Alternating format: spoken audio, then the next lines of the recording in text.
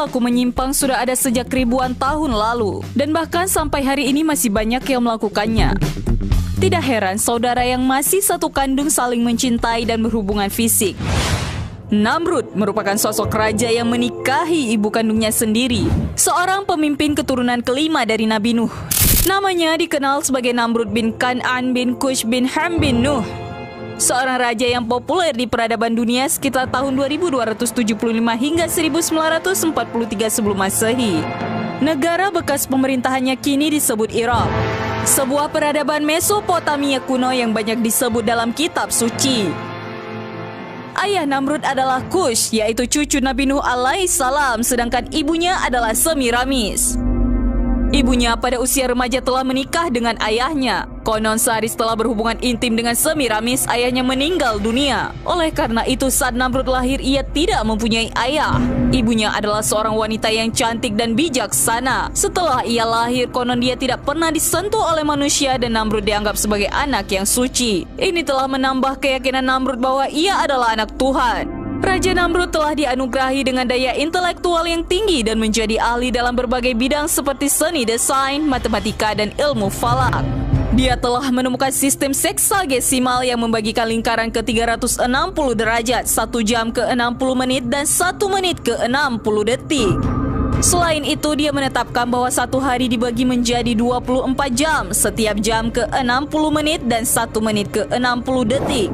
Menurut dia, hari dimulai pada waktu tengah malam dan bukannya pada waktu matahari terbenam seperti yang dipercaya oleh kaum sebelumnya. Di samping itu, Namrud mahir dalam perhitungan matematika dalam konstruksi bangunan-bangunan besar, jembatan, kuil, istana, dan bendungan. Antara lain kontribusinya adalah konstruksi sistem saluran irigasi dan lembah Tigris dan Euphrates. Dialah orang pertama yang menggunakan batu bata dari tanah liat yang dibakar sebagai bahan bangunan. Bahkan Namrud terkenal sebagai arsitek Menara Babel, yaitu bangunan pencakar langit yang pertama di dunia. Sayangnya, sebagai seorang ateis, dia telah menyalahgunakan kemampuan itu untuk menyesatkan rakyatnya. Antara lain menggunakan ilmu falak untuk menciptakan berbagai sistem meramal nasib seperti horoskop dan meramal nasib palmistry. Tujuannya adalah untuk menunjukkan bahwa manusia tidak perlu Tuhan karena manusia mampu memprediksi dan mengubah nasibnya dengan sendiri.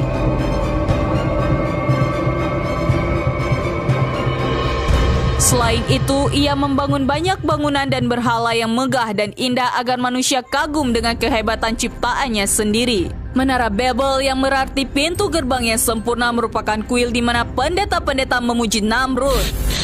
Tujuannya dibangun adalah untuk menaikkan sebuah bangunan yang mampu mencapai kayangan. Menurut buku sejarah para rasul dan raja, pada abad ke-9 oleh ahli sejarah Islam terkenal Al-Tabari, menara tersebut telah dihancurkan oleh Allah Subhanahu wa Ta'ala. Awalnya para pendahulunya menggunakan satu bahasa, yaitu bahasa Suryani, tetapi ia memecahnya ke 72 bahasa yang berbeda. Akibatnya mereka tidak dapat berkomunikasi satu sama lain dan tidak dapat melanjutkan pembangunan menara tersebut. Ia juga sangat meminati ilmu sihir dan menggunakannya untuk mempengaruhi pikiran rakyatnya. Konon dia mempelajari ilmu tersebut dari 2 malaikat Harut dan Marut yang pernah disebut dalam Al-Quran. Selain itu, Namrud telah memulai suatu era yang baru di mana manusia memandang rendah pada Tuhan. Rakyatnya tidak dianjurkan untuk melakukan kebaikan demi Tuhan karena baginya Tuhan yang gaib adalah lemah. Oleh karena itu, orang-orang di bawah pemerintahannya bisa mengikuti nafsu manusia seperti berpesta, seks bebas, arak, dan segala kemungkaran yang lain. Karena itulah Namrud diberi gelar Bakus atau Dewa Anggur karena ia mabuk dengan keduniaannya. Ia juga mengklaim dirinya Tuhan karena sebagai seorang manusia, dia merasa lebih tahu tentang kelemahan manusia lain dibandingkan Tuhan yang jauh terpisah dari makhluknya sendiri.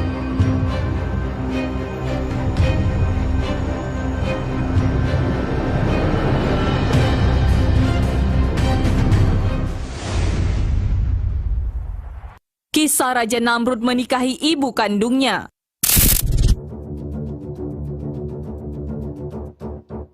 Namrud merupakan seorang yang cerdas, menguasai ilmu matematika dan ahli bangunan. Salah satu karyanya yang terkenal sampai hari ini adalah Menara Babel, membangun kota Babel, Erek, Akkad, Asyur, dan Niniwi. Peninggalannya bisa ditemukan di Mosul atau Baghdad saat ini dan Gunung Namrud yang tak jauh dari kota Adiyaman. Disebutkan dalam sejarah bahwa Semiramis menikahi Kush, cucu Nabi Nuh. Saat itu usia gadis ini masih remaja dan wajahnya sangat cantik dan pintar. Tak lama setelah menikah, Kush wafat dan Namrud lahir tanpa kehadiran seorang ayah. Tetapi menurut pengakuan Semiramis, dia melahirkan Namrud tanpa ayah dan menganggap dirinya suci tanpa pernah disentuh pria. Sehingga menganggap anaknya Namrud sebagai anak yang suci yang lahir dari seorang perawat.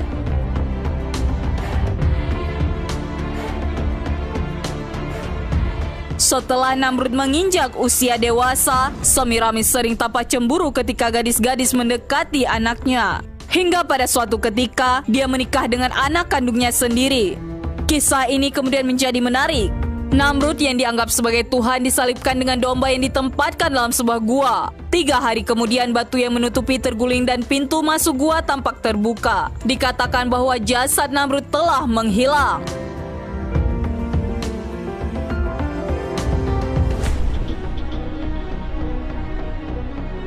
Peradaban mulai mengagungkan namanya menjadi Osiris, Isis, dan Horus.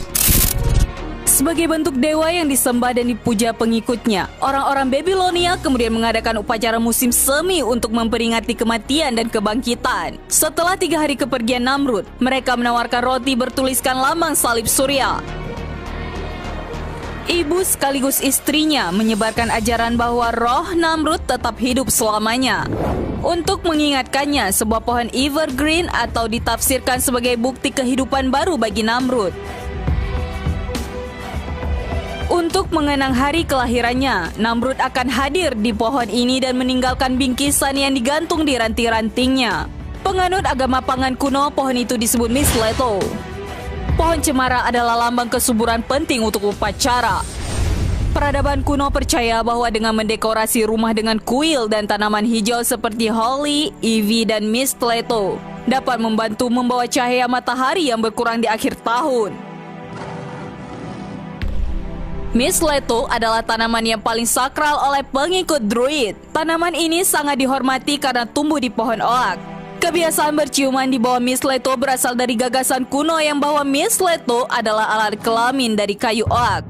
Jadi, diyakini bahwa pelukan di bawah buah yang berkilauan pasti menjamin pembuahan pasangannya. Selama berabad-abad, tradisi ini digunakan untuk merayakan pertengahan Saturnalia. Agama Babilonia yang diajarkan Namrud dan Semiramis terdiri dari 3 elemen, yaitu api, ular, dan matahari. Para pengikutnya fokus pada matahari karena merupakan bagian penting. Sebagian besar mereka menyembah matahari dengan harapan mendapatkan cahaya yang berujung pada kesejahteraan.